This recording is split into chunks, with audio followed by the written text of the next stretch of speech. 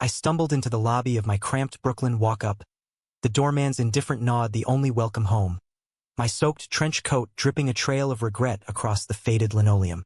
Up 3 flights of creaky stairs, the door to my apartment swung open to the ghost of him, Elias's forgotten hoodie slung over the couch, still carrying the faint scent of his cologne, that intoxicating mix of sandalwood and regret.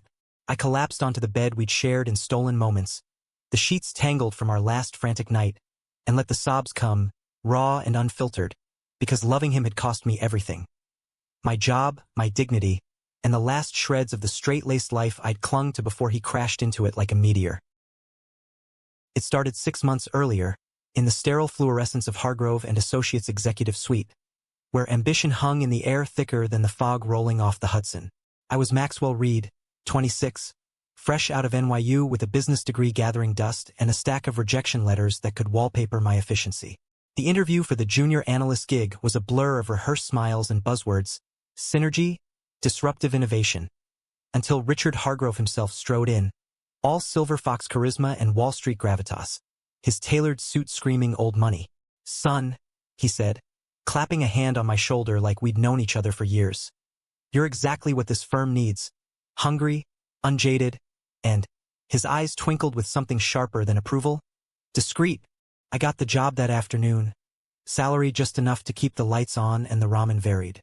But 2 weeks in, after I'd crunched numbers on a merger that saved his ass from a SEC probe, Richard called me into his corner office overlooking the skyline. The city sprawled below like a glittering chessboard, and he poured us Scotch neat, the amber liquid catching the late sun.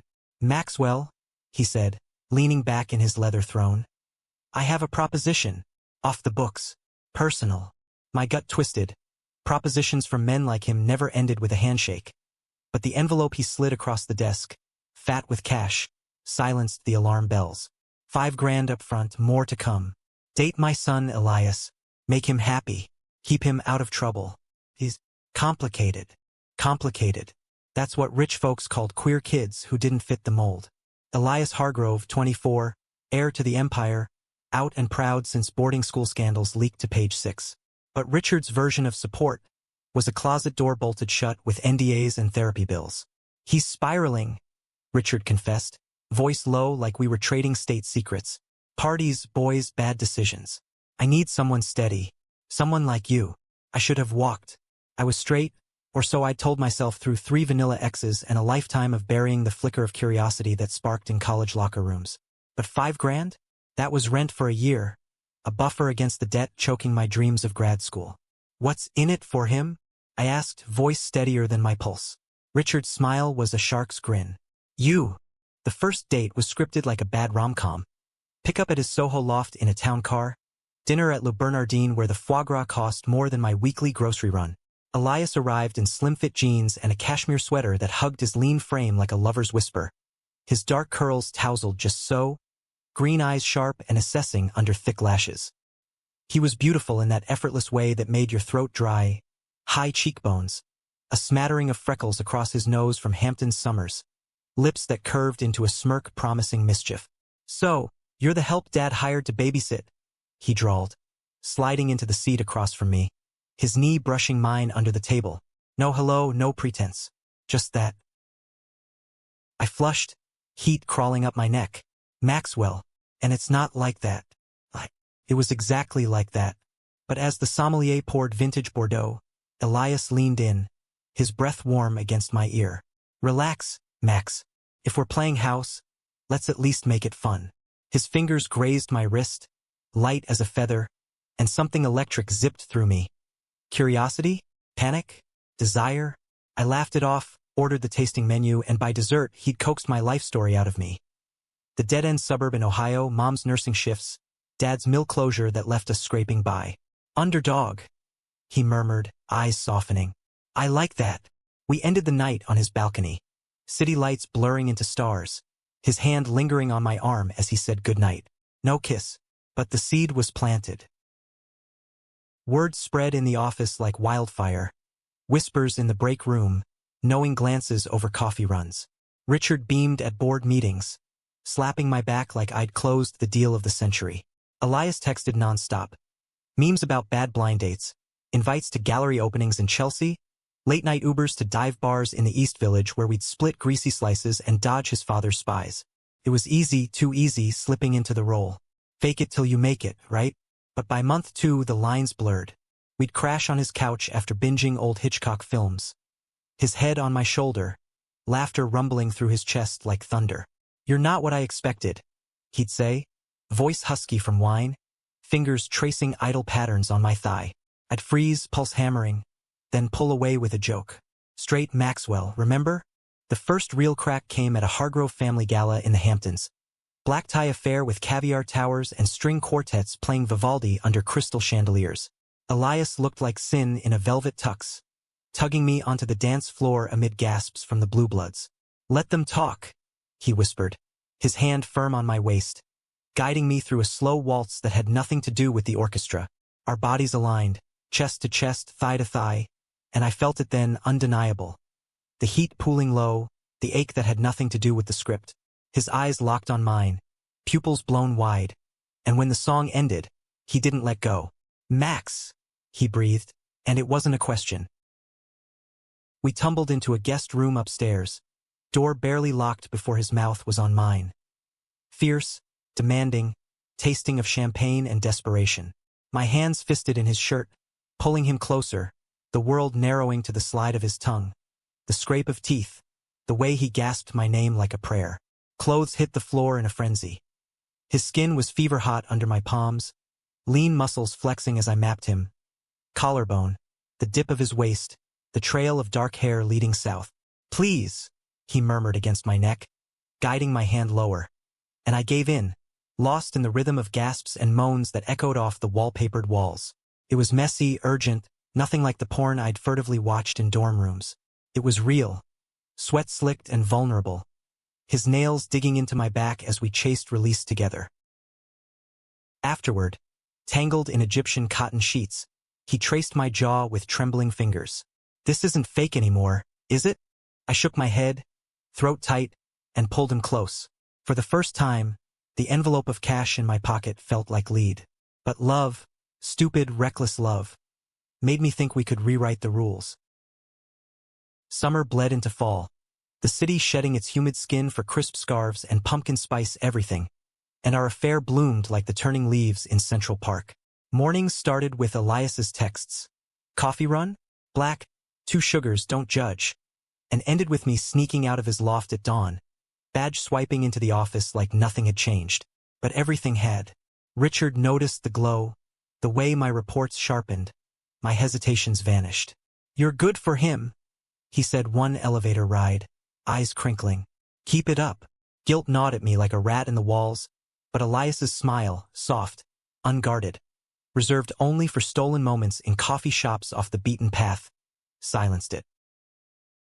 We carved out a rhythm, weekday power lunches at his favorite falafel joint in Midtown, where he'd rant about his latest startup pitch, some app for queer networking, ironic given his dad's iron grip, and I'd nod, offering tweaks from my analyst lens. Weekends were ours.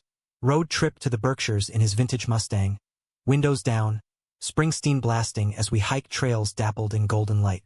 There, away from prying eyes, he'd open up. The conversion therapy camp at 16, the disownment threats veiled as tough love, the string of hookups that left him hollow. "You're different," he'd say, lacing our fingers as we watched the sun dip behind the hills. "You see me, not the Hargrove brand." I saw him, all right, too much. In the quiet of his kitchen at 2 a.m., flour dusted from our failed attempt at sourdough, his laughter bubbling free. In the vulnerability of his body arched under mine, whispers of "I love you," slipping out during slow, lazy Sundays in bed. I set it back, first time on a rainy October night, thunder rattling the windows as we lay spent and sated. "Love you too, Max," he murmured, nuzzling my chest, and the world righted itself. The money, forgotten in a drawer, a relic of a deal I'd outgrown. Or so I thought. Cracks spiderwebbed in November, when Richard summoned me to his office post-Thanksgiving. Turkey buzzards still circling my veins from family calls home. "Elias is thriving," he announced, pouring bourbon despite the early hour. "Because of you. But we need to discuss sustainability." My stomach dropped. Sustainability? Like I was a merger clause. He slid a revised contract across the desk. Double the pay, with clauses. No public displays, no complications, and a clause buried in legalese about severance upon fulfillment. Fulfillment of what? Keeping Elias straightened out until he married some debutante from the Hamptons set? I laughed, bitter. This isn't a job anymore, Richard. It's real. His face hardened, the avuncular mask slipping. Real? Boy, nothing in this town is real unless I say so. You think Elias loves you? He's a Hargrove. We collect experiences, not husbands. The words landed like punches, but I held my ground. Then why pay me at all? He leaned in, voice a venomous drawl. Insurance. Against scandals. Against him dragging the family name through the mud with another tabloid fling. I left that office shaking, the envelope burning a hole in my pocket, but pride kept me silent. That night, I cooked Elias dinner in my Brooklyn hole-in-the-wall. Spaghetti carbonara from a YouTube tutorial, candles flickering on the fire escape. To us? I toasted, clinking our mismatched mugs. He grinned, oblivious, and pulled me onto the rug, love bites blooming like secrets on my skin. The betrayal hit like a freight train the week before Christmas, snow dusting the streets in a fairy tale hush that mocked the storm inside me. I'd planned the perfect reveal. Tickets to a midnight showing of It's a Wonderful Life at the Film Forum, followed by hot toddies at a speakeasy in the village. But as I waited in the lobby, bouquet of evergreens in hand, his favorite, for the scent, my phone buzzed with a text from an unknown number. A screenshot of an email chain. Richard to his lawyer. Reads in too deep. Accelerate the phase-out. Leak the payment records if needed. Make him the gold digger. Attached. Bank statements. My deposits. Labeled Elias Project. Nausea roiled as I scrolled. Each ping a nail in the coffin. Elias knew? No. The timestamps showed Richard's solo machinations. But the kicker. Elias's reply to a separate thread. Forwarded by some office mole. Dad's right. Max is sweet, but it's getting messy. Let's wrap this up after New Year's. Tell him it's mutual. My vision blurred, the world tilting. Sweet? Messy? We'd whispered futures in the dark. Adopting a dog, grad school for me, his app launch. Lies. All of it. I confronted him that night in his loft, the city twinkling indifferently below. He opened the door in joggers and a faded Columbia tee, confusion melting into guilt at the printouts trembling in my fist. Max, it's not. Save it. I snarled, voice breaking. You played me. Both of you. He reached for me, eyes wide with that same vulnerability I'd fallen for, but I jerked back. I ended it with Dad weeks ago. He went rogue. I swear. The email was a panic response. I was scared of losing you. Lies layered on lies. We screamed then. Accusations flying like shrapnel. My greed, his cowardice, the empire that poisoned everything it touched. You think love fixes this? I yelled, tears hot on my cheeks. It doesn't. It just makes the knife twist deeper. He crumpled, sliding down the wall, sobs racking his frame. I do love you, Maxwell. God, I do.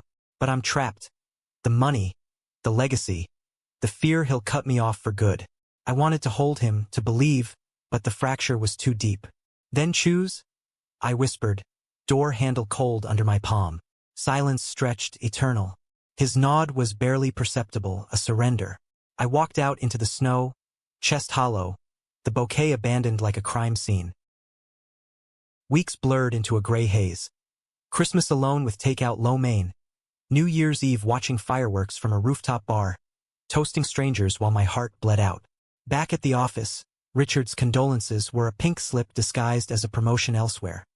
Severance fat enough to choke on. Elias's texts went unanswered. His voicemails a litany of pleas that I deleted unread.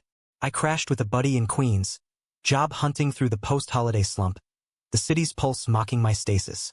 But in the quiet hours, dawn creeping over the skyline, I grieved not just him, but the man I'd become.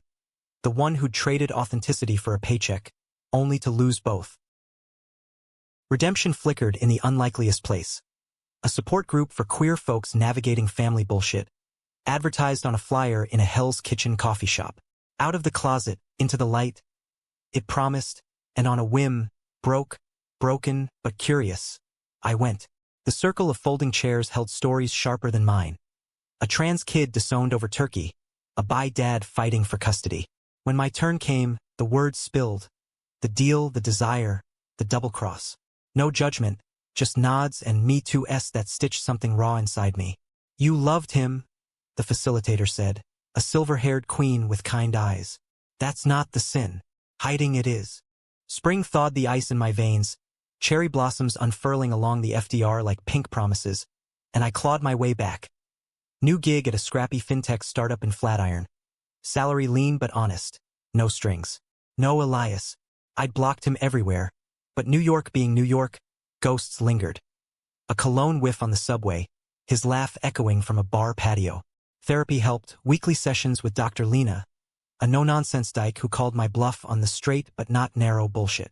You're gay, Maxwell, she said flatly one Tuesday, notepad balanced on her knee. Or bi or whatever label fits. But own it, before it owns you. I cried then, ugly and cathartic, the dam breaking on years of denial. Mom called that night, voice thick over the line from Ohio. Honey, whoever makes you happy, that's the win. Her acceptance, simple as apple pie, mended what Richard had rent. Elias resurfaced in May, a manila envelope shoved under my door. No return address, but his scrawl unmistakable. Read this, then decide.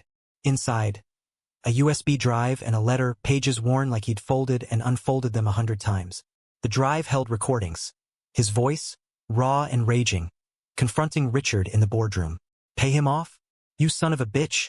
I love him.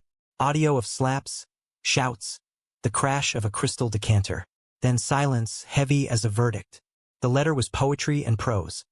Apologies etched in ink smudges from tears, confessions of terror, fear of abandonment mirroring his mom's overdose when he was 10. The boarding school exile that taught him love was transactional. I chose wrong that night, he wrote. Chose safety over soul. But I'm fighting now, sued dad for emotional abuse, went public in the Times. Lost the trust fund, the loft, everything. Worth it, if there's a chance for us. My hands shook as I hit play on the final file. His coming out video, uploaded to YouTube that morning, views ticking into the thousands. Elias on camera, curls wild, eyes fierce in a bare-bones Airbnb. I'm gay. I've always been. And I let my father weaponize that against the man I love. Maxwell Reed, if you're watching, I'm sorry. And I'm waiting. The comments flooded. Supporters, trolls, Richard's PR spin in damage control. Page 6 ran it by noon. Hargrove heir comes out swinging. Disowns dynasty. I didn't call. Not yet. Instead, I walked the Brooklyn Bridge at sunset. The East River churning below like my thoughts. Turbulent, teeming with what-ifs. Love wasn't a ledger, I realized. It was this.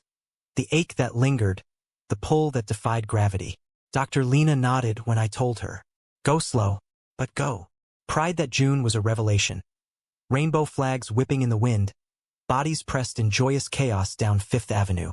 I marched with the group from therapy, sign reading Love Wins When We Fight. And there, amid the bass-thumping floats and glitter-dusted drag queens, I spotted him. Elias, thinner, curls longer, a free Elias tee stretched over his frame, handing out flyers for his app, now bootstrapped, queer-owned. Our eyes met across the throng, and time stuttered. He froze, flyer fluttering to the pavement, then pushed through the crowd like a man possessed.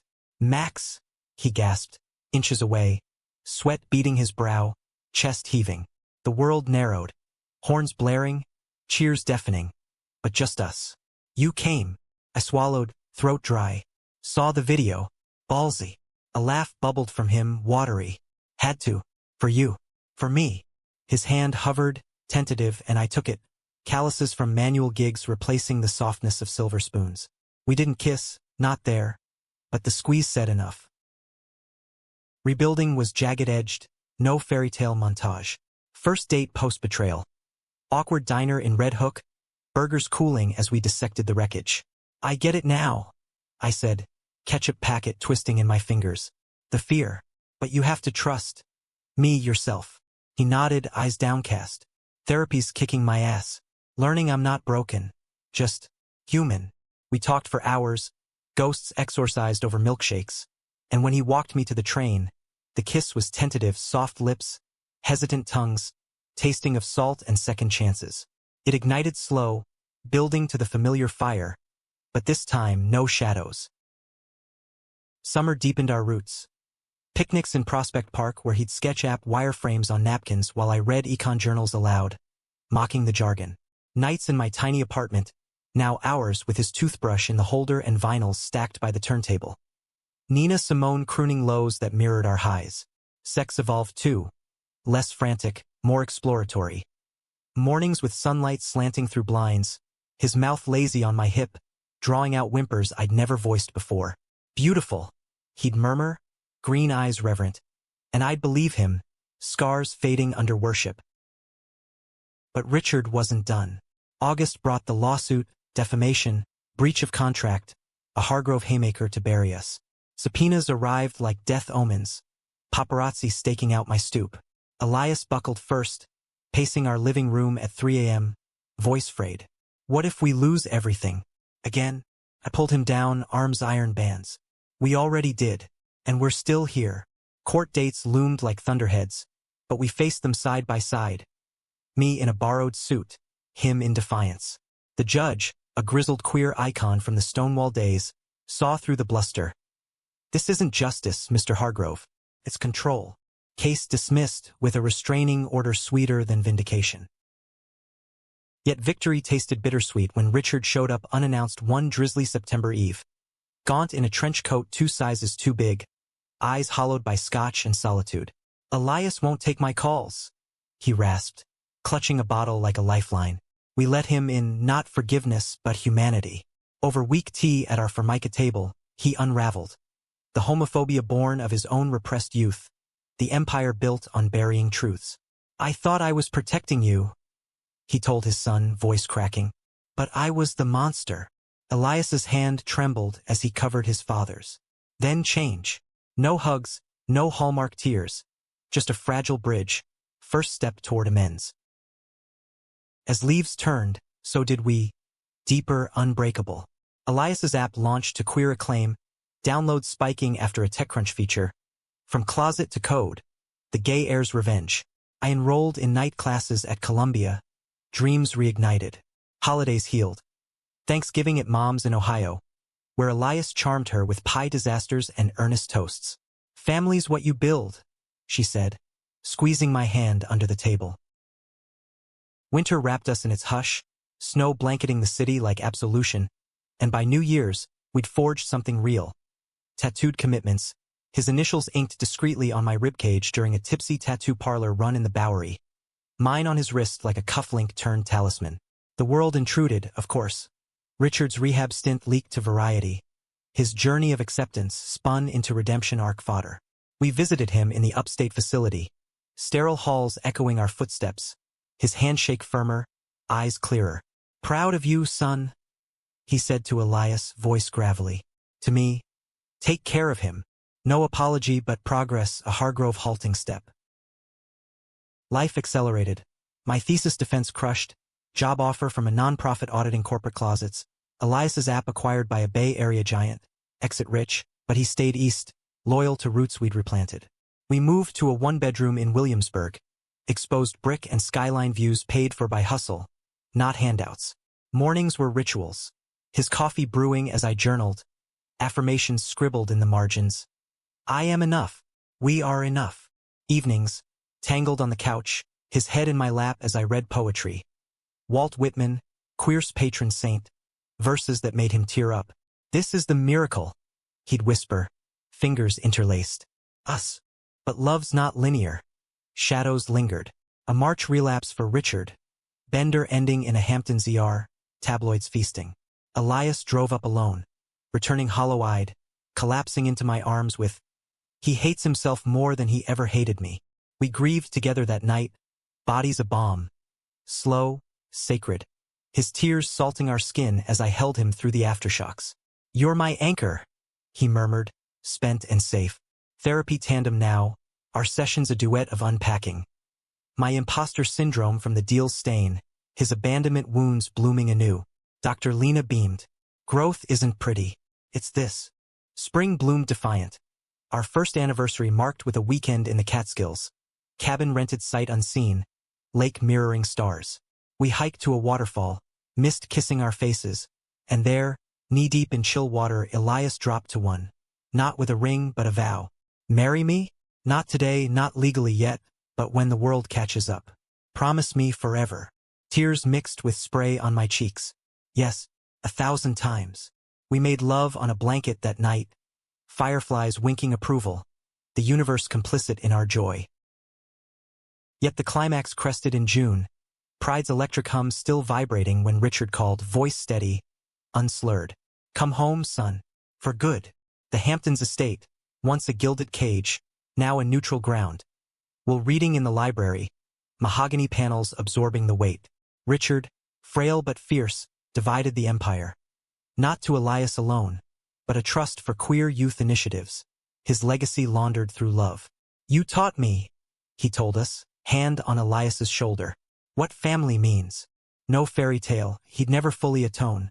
But the man before us was remade, cracks gilded with humility. We left with boxes of heirlooms. Mom's old watch for me, Elias's baby photos we'd laugh over later, and a check we donated, full circle. Back in Brooklyn, unpacking amid pizza boxes, Elias pulled me close. We did it. Survived the storm. I kissed his temple, breathing him in sandalwood and home. More than survived. We thrived. Years folded forward. Wedding in a Hudson Valley barn. Rainbow aisle strewn with petals. Mom toasting with Ohio twang. Richard in the front row, eyes wet. Our life. A blend of boardrooms and bedrooms, startups and sunsets, became legend in whispers. The paid date that paid off in truth. Kids came via surrogacy. 2 boys with Elias's curls and my hazel stare, teaching us patience amid tantrums and triumphs. Richard softened into grandpa. Storybooks read with gravelly warmth. His redemption etched in their giggles. Looking back, from that rain-lashed night of shattering glass to this, coffee cooling on the sill, Elias humming off-key in the shower, our son's artwork taped crooked on the fridge. I see the arc betrayal birthed bravery, deception, depth. Love isn't the absence of pain, but the choice to hold through it. In America's beating heart, where dreams clash with dollars, we found ours. Not in boardrooms or betrayals, but in the quiet vow, I choose you, every shattered dawn. And as the city hums beyond our window, eternal and unforgiving, I pull Elias close, his heartbeat sinking mine. Beyond imagination, hell yes, but right here real as rain.